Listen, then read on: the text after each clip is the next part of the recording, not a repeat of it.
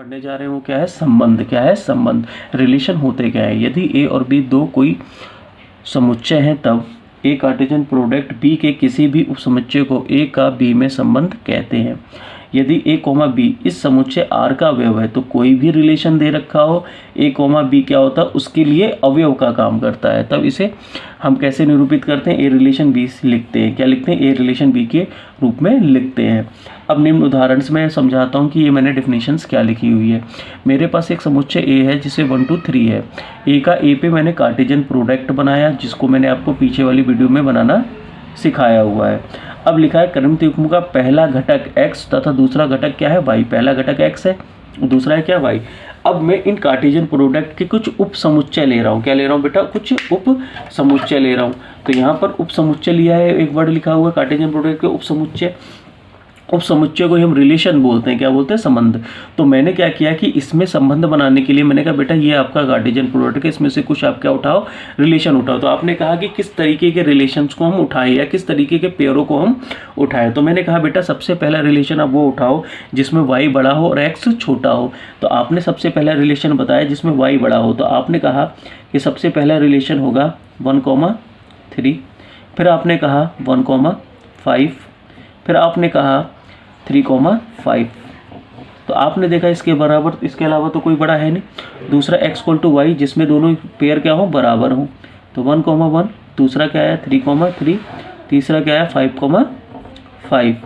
फिर आपने देखा जिसमें x बड़ा हो, तो x वाले कौन से रिलेशन जिसमें x बड़ा है, तो पहला आ गया आपका 5,1। दूसरा आ गया 5,3। और कौन सा रिलेशन है जिसमें x बड़ा है, 3,1। क्या आ गया 3,1। तो आपने जो कार्टेशियन प्रोडक्ट बनाया उसमें से आपके 3 रिलेशन बने। आपने ध्यान से देखा जो पहला रिलेशन है R1 वो भी क्या है, कार्टेशियन प्रोडक्ट का सबसेट आया। R2 है, ये भी क्या है, कार्टेशियन प्रोडक्ट का क्या आया बेटा, सबसेट आया। R3 भी कार्टेशियन प्रोडक्ट का क्या आया, सबसेट आया।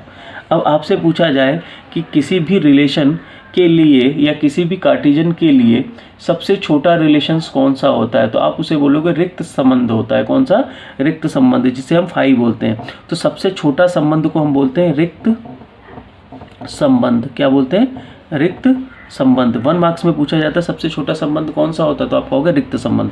सबसे बड़ा संबंध कौन सा होता है, समष्टीय। क्या बोलते हैं, समष्टीय संबंध। ये संबंध क्या होता है, सबसे बड़ा संबंध होता है। जैसे एक कार्टेशियन प्रोडक्ट ए खुद का भी क्या होता है, सबसेट होता है, तो इसी को बोलते हैं हम समष्टीय संबंध। ठीक है, अब देखो आगे। अब देखो बेटा आगे क्या है, डोमेन। डोमेन क्या होता है, DR या DOMR से डिनोट करते हैं हम संग। अब इसे हम निरूपित कैसे करते हैं, हम DR बोल देते हैं। हम कैसे करते हैं इसे, DR से। तो x such that x belongs to A तथा x, y belongs to R है।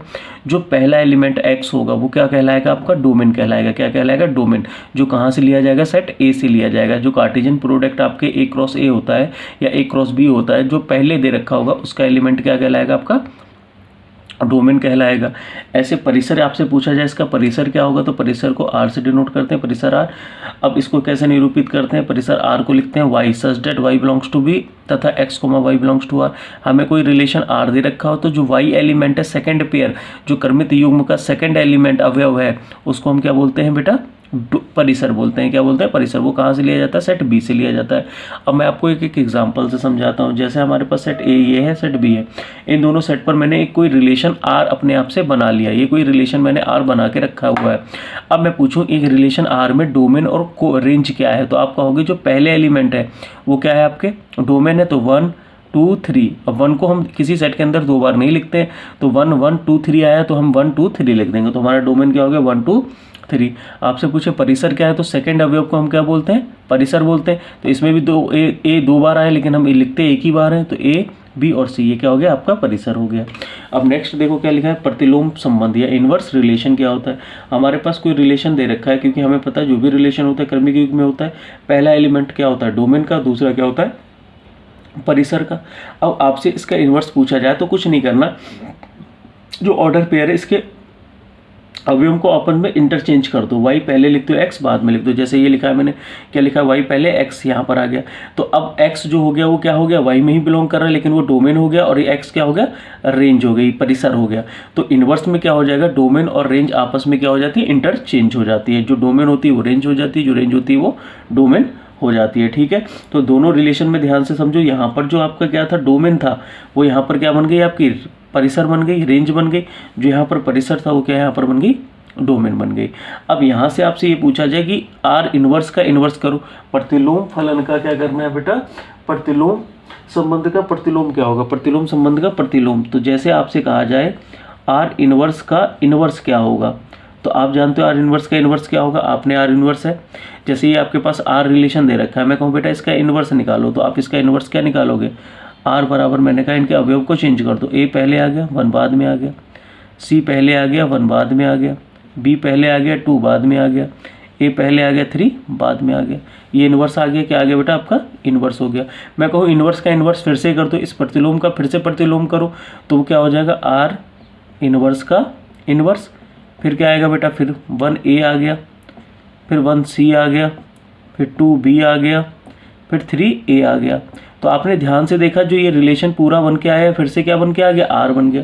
तो आर इनवर्स का इनवर्स आप जो कर दोगे, प्रतिलोम का प्रतिलोम करोगे, तो वो किसके बराबर जाएगा, फिर से रिलेशन के बराबर आ जाता है। आज के लिए बस इतना।